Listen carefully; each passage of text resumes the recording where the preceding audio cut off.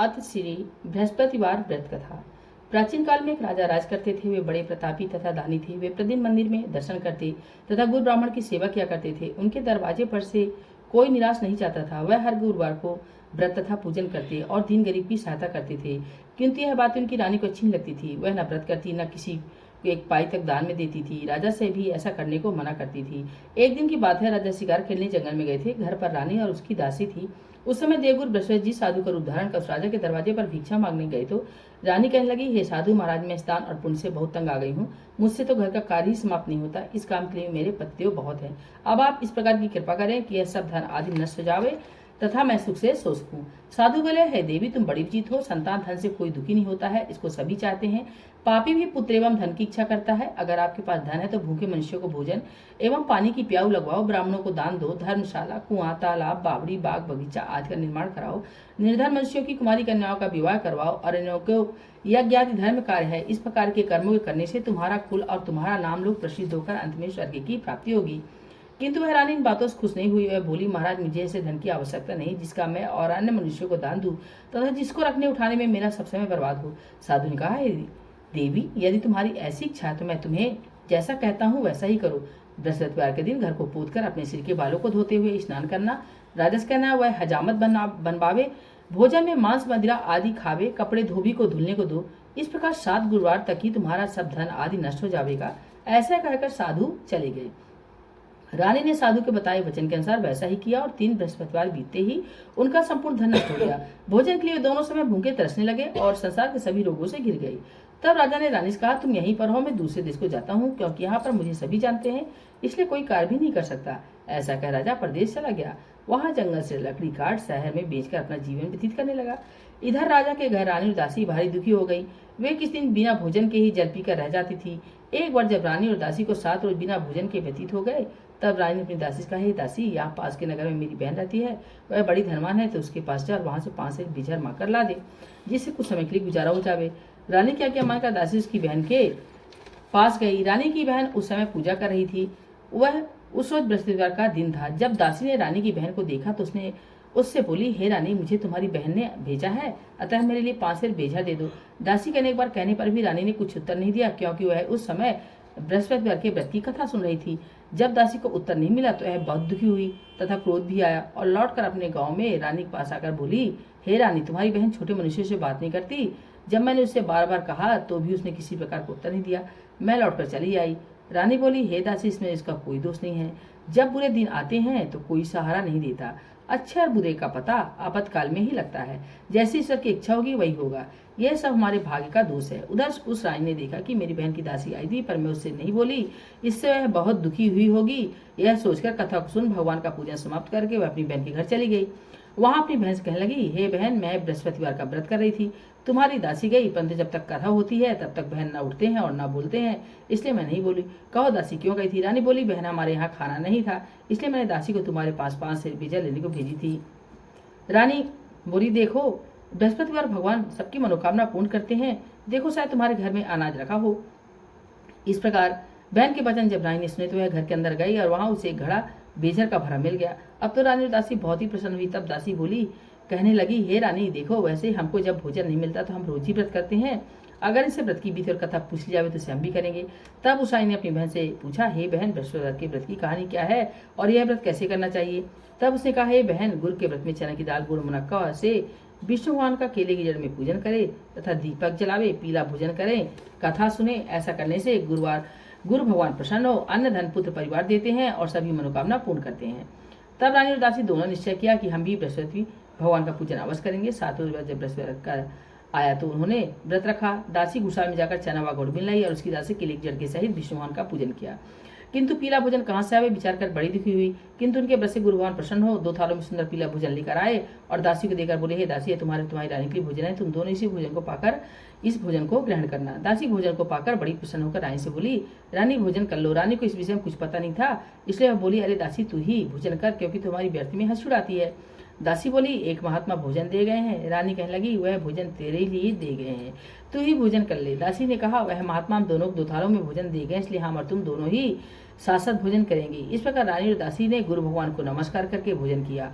अब तो वह हर बृहस्पतिवार को गुरु भगवान का व्रत और विष्णु भगवान का पूजन करने लगी।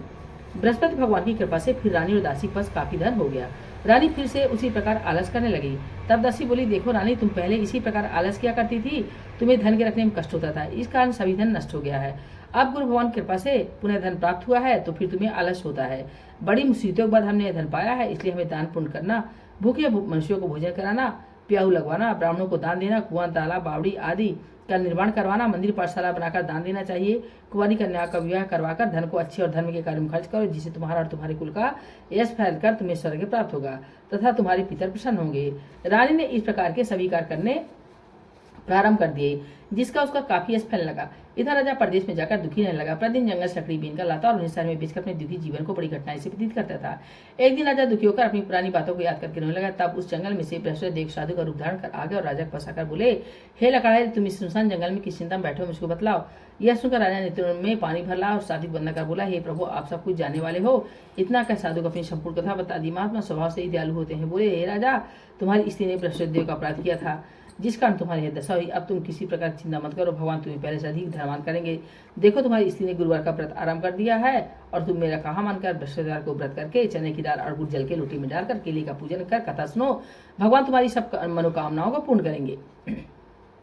साधु को प्रसन्न देकर राजा बोला, हे प्रभु, मुझे लकड़ी बेचकर इतना पैसा नहीं मिलता जिससे भोजन करने के उपरांत कुछ बचा सकूं। मैंने रात को सपने में अपनी रानी को व्याकुल देखा, मेरे पास कुछ भी नहीं जिससे मैं उसकी खबर मंगा सकूं, और फिर मैं कौन सी कथा सुनी यह भी कुछ मुझको मालूम नहीं है। साधु ने कहा, राजा, तुम किसी बात की चिंता मत करो। बृहस्पतिवार के दिन रोजाना की तरह लकड़ियां लेकर शहर जाओ, तुमको उस दिन और उसे दुगना धन प्राप्त होगा, जिससे तुम बड़ी प्रकार भोजन कर बृहस्पति देव की पूजा का सामान भी ला सकोगे। बृहस्पतिवार की कथा इस प्रकार से है। प्राचीन काल में एक बहुत ही निर्धन ब्राह्मण था, उसे कोई भी संतान नहीं थी। उसकी स्त्री बहुत मलिनता के साथ रहती थी। वह न रोज स्नान करती, न किसी देवता का पूजन करती। प्रातः काल उठते ही सर्वप्रथम भोजन करती, बाद में कोई अन्य काम करती थी। इससे ब्राह्मण देवता बड़े दुखी थे। बेचारे बहुत कुछ कहते, परंतु उसका कोई परिणाम नहीं निकलता था। भगवान कृपा से ब्राह्मण की स्त्री गर्भ से कन्या रूपी रत्न पैदा हुआ। वह कन्या अपने पिता घर में बड़ी होने लगी। पूर्व से बालिका प्रातः स्नान करके विष्णु भगवान का जप करने लगी तथा बृहस्पतिवार को व्रत करने लगी। अपने पूजन पाठ को समाप्त करके स्कूल जाती तो अपनी मुट्ठी में जौ भर कर ले जाती और पाठशाला के मार्ग में डालती जाती थी। तब ये जौ सड़ हो जाते और लौटते समय उनको बीन कर अपने घर ले आती थी। एक दिन वह बालिका सूप में सोने के जौं को फटक कर साफ कर रही थी। उस समय उसके पिता ने देख लिया और कहा, बेटी, सोने के जौं को फटकने के लिए सोने का सूप ही होना चाहिए। दूसरे दिन गुरुवार था। इस कन्या ने व्रत रखा और बृहस्पति देव से प्रार्थना कर कहने लगी, हे प्रभु, मैंने आपकी पूजा सच्चे मन से की हो तो मेरे लिए सोने का सूप दे दो। बृहस्पति ने उसकी प्रार्थना स्वीकार कर ली।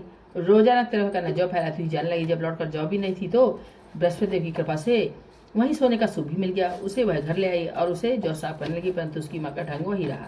एक दिन की बात है, वो कन्या सोने के सूप में सोने के जौ साफ करी थी। उस समय उस राज का राजपूत वहां होकर निकला। वह इस कन्या के रूप आकार को देखकर मोहित हो गया। अपने महल में ले जाकर भोजन तथा जल त्याग कर उदास होकर लेट गया। राजा इस समाचार को पाकर अपने प्रधानमंत्री के साथ उसके पास गए और बोले, बेटा, तुम्हें किस बात का कष्ट है? किसी ने तुम्हारा अपमान किया है और अथवा कोई कारण है सो कहो, मैं वही कार्य करूंगा जिससे तुम्हें प्रसन्नता हो। अपने पिता की बात सुन वह बोला, मुझे आपके कृपा से किसी बात का दुख नहीं है और न किसी ने मेरा अपमान किया है, परंतु मैं उस लड़की के साथ विवाह करना चाहता हूँ जो सोने के सूप में सोने के जौ साफ करी थी। राजा सुनकर आश्चर्य पड़ गया और बोला, हे बेटा, इस प्रकार की कन्या का पता तुम ही लगाओ, मैं उसके साथ तेरा विवाह अवश्य करवा दूंगा। राजकुमार ने राजा को उस लड़की के घर का पता बतला दिया। तब मंत्री उस लड़की के घर गए और ब्राह्मण को राजा का सभी हाल बतलाया। ब्राह्मण देवता राजकुमार के साथ अपनी कन्या का विवाह करने के लिए तैयार हो गया और विधि विधान के अनुसार ब्राह्मण कन्या का विवाह राजकुमार के साथ हो गया। कन्या के घर जाते ही पहले भांति उस ब्राह्मण देवता घर में गरीबी का निवास हो गया। अब भोजन के लिए भी अन्य बड़ी मुश्किल से प्राप्त होने लगा। एक दिन बहुत दुखी होकर ब्राह्मण देवता अपने पुत्री के पास गए। बेटी ने पिता को दुखी अवस्था में देखा, उससे अपनी माँ का कुशल पूछा। तब ब्राह्मण ने अपना सभी हाल कहा। कन्या ने बहुत श्रद्धा देकर अपने पिता को विदा किया। इस प्रकार उस ब्राह्मण का कुछ समय सुखपूर्वक व्यतीत हुआ, किंतु कुछ दिन बाद फिर वही हाल हो गया। ब्राह्मण फिर अपनी कन्या के यहाँ गया और कहा सभी हाल कहा तो लड़की बोली, हे पिता, आप माता जी को यहाँ दिवा लाओ, मैं उनसे सभी बात ठीक ठीक कह दूंगी। पुत्री की सलाह मानकर वह ब्राह्मण देवता अपनी स्त्री को लेकर वहां पहुंचे तो पुत्री अपनी माँ को समझाने लगी, हे माँ, तुम प्रातःकाल उठा करो, प्रथम स्नान करके विष्णु भगवान का पूजन किया करो तो सब दरिद्रता नष्ट हो जाएगी। परंतु उसकी माने की बात नहीं मानी और प्रातःकाल उठकर अपनी पुत्री के बच्चों को जूठन को उठाकर खा लेती। और जब पुत्री पूजन आदि के लिए कहती तो वह कह देती, मैंने तो खाना खा लिया है। एक दिन यह सुनकर उसकी पुत्री को बहुत गुस्सा आया और एक रात उसे कोठरी में से सभी सामान निकालकर उस ब्राह्मणी को उसमें बंद कर दिया। प्रातःकाल होते ही उसमें से निकाला और स्नानाद करा के पाठ करवाया तो उस ब्राह्मणी की बुद्धि ठीक हो गई। फिर तो वह पूजन तथा हर बृहस्पतिवार को व्रत रखने लगी। अब तो व्रत के प्रभाव से ब्राह्मणी बहुत धनवान और पुत्रवान हो गई और अंत में स्वर्ग के लिए गई तथा वह ब्राह्मण भी सुख भोग कर स्वर्ग को चला गया। इस प्रकार कथा कहकर वह साधु देवता वहां लोप हो गए। धीरे धीरे समय व्यतीत होने पर बृहस्पतिवार का दिन आया। राजा जंगल से लकड़ी काटकर बेचने गया। उसे उस दिन से अधिक पैसा मिला। राजा ने चना गुड़ आदि लाकर गुरुवार का व्रत किया। उस दिन से उसकी सभी कठिनाइयां दूर होने लगी। परंतु जब दोबारा गुरुवार का दिन आया तो राजा बृहस्पतिवार का व्रत करना भूल गया। इस कारण बृहस्पति भगवान नाराज हो गए। सहसा तभी उस नगर के राजा ने विशाल यज्ञ का आयोजन किया तथा शहर में घोषणा करा दी, कोई मनुष्य अपने घर भोजन न बनावे, न अग्नि जलावे, सभी जनता मेरे यहाँ भोजन करने आवे। जो इस आज्ञा को न मानेगा उसके लिए फांसी की सजा दे दी जाएगी। इस प्रकार की संपूर्ण घोषणा नगर में करवा दी गई। राजा के आज्ञा अनुसार शहर के सभी लोग भोजन करने गए, लेकिन लकड़हारा कुछ देर से पहुंचे से राजा उसको स्वयं अपने साथ महल में लिवाकर ले गए और ले जाकर उसे भोजन करा रहे थे तो रानी की दृष्टि स्कूटी पर पड़ी जिस पर उसका हाथ लटका हुआ था। वह वहां पर दिखाई दिया। रानी ने निश्चय किया कि मेरा हार इस मनुष्य ने चुरा लिया है। उसी समय पुलिस को बुलाकर उसको जेल खाने में डलवा दिया। जब राजा लकड़हारा जेल खाने में पड़ गया और बड़ा दुखी होकर विचार करने लगा कि न जाने किस पूर्व जन्म के कर्म से मिले यह दुख प्राप्त हुआ और उसी साधु को याद करने लगा जो कि जंगल में मिला था। उसी समय तत्काल बृहस्पति जी साधु के रूप में प्रकट हो गया और उसकी दशा देखकर कहने लगे, अरे मूर्ख, तुमने बृहस्पति देवता की कथा नहीं करी, इसका तेरे लिए दुख प्राप्त हुआ है। अब चिंता मत कर, बृहस्पतिवार के दिन जेल खाने के दरवाजे पर 4 पैसे पड़े मिलेंगे, उनसे तू बृहस्पति देव का पूजन करना तो तेरे सभी कष्ट दूर हो जाएंगे। बृहस्पतिवार के दिन उसे 4 पैसे मिले। राजा ने कथा की तो उसी रात को बृहस्पति ने उस नगर के राजा को सपने में कहा, हे राजा, तुमने जिस आदमी को जेल खाने में बंद कर दिया वह निर्दोष है, उसे छोड़ दो। रानी का हार उसी खूंटी पर लटका हुआ है, अगर तू नहीं छोड़ेगा मैं तेरे राज को नष्ट कर दूंगा। इस प्रकार के रात के स्वप्न को देखकर राजा प्रातःकाल उठा और खूंटी पर हार को देखकर लकड़हारी को बुलाकर क्षमा मांगी तथा राजा के योग्य सुंदर वस्त्र आभूषण देकर विदा किया तथा गुरुदेव की आज्ञा के अनुसार राजा प्रदेश में बृहस्पतिवार का व्रत करते हुए आनंद पूर्वक रहने लगा। अब एक दिन रानी और दासी विचार करने लगी कि न जाने राजा किस प्रकार से हैं, उनकी कोई खबर ही नहीं मिली। तो गुरु भगवान से उन्होंने प्रार्थना की। भगवान ने रात में राजा सपने में कहा कि हे राजा, उठ, तेरी रानी तुझको याद करती है, तू अपने देश को चला जा। राजा प्रातःकाल उठा और विचार करने लगा, इससे याद खाने और पहनने की संगनी होती है। पर भगवान की आज्ञा मानकर अपना नगर के लिए चल दिया। राजा जब नगर के निकट पहुंचा तो उसे बड़ा ही आश्चर्य हुआ। नगर में पहले से अधिक बाग, तालाब और कुएं हैं, बहुत सी धर्मशाला मंदिरात बन गए हैं। राजा ने पूछा है किसका बाग और धर्मशाला है। तब नगर के लोग कहते हैं कि सब रानी और बांदी के हैं। तो राजा को और भी आश्चर्य हुआ तथा गुस्सा भी आया। जब रानी ने खबर सुनी कि राजा आ रहे हैं तो उसने बांदी से कहा है, देख राजा हमको कितनी बुरी हालत में छोड़कर गए थे, कहीं हमारी ऐसी हालत देखकर लौट न जाए, इसलिए तू दरवाजे पर खड़ी हो जा। आज्ञा अनुसार दासी दरवाजे पर खड़ी हो गई और जब राजा आए तब उन्हें लिवा लाई। तब राजा ने क्रोध करके अपनी तलवार निकाली और पूछने लगे, बताओ यह धन तुम्हें कैसे प्राप्त हुआ है। तब रानी और दासी ने कहा, हमें यह सब धन बृहस्पति जी के व्रत के प्रभाव से प्राप्त हुआ है। यह सुन राजा ने निश्चय किया कि 7 रोज बाद तो सभी बृहस्पति देव का पूजन करते हैं, परंतु मैं अब रोजाना दिन में 3 बार कथा कहा करूंगा और व्रत किया करूंगा। अब हर समय राजा के दुपट्टे में चने की दाल बनी रहती है और दिन में 3 बार कथा कहता। एक दिन राजा ने विचार किया, चलो अपनी बहन क्या हो आवे। इस प्रकार निश्चय का राजा घोड़ी पर सवार हो अपनी बहन क्या चलने लगा।